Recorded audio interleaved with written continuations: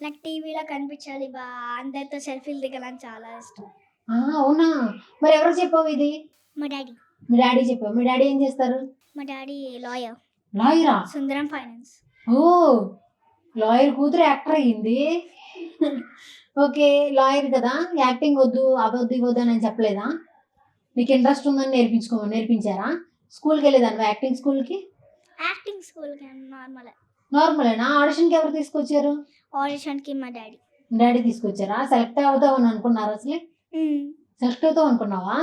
Select అయిన తర్వాత నీ ఫీలింగ్ ఏంటి? చాలా హ్యాపీగా అనిపించింది. చాలా హ్యాపీగా అనిపించింది.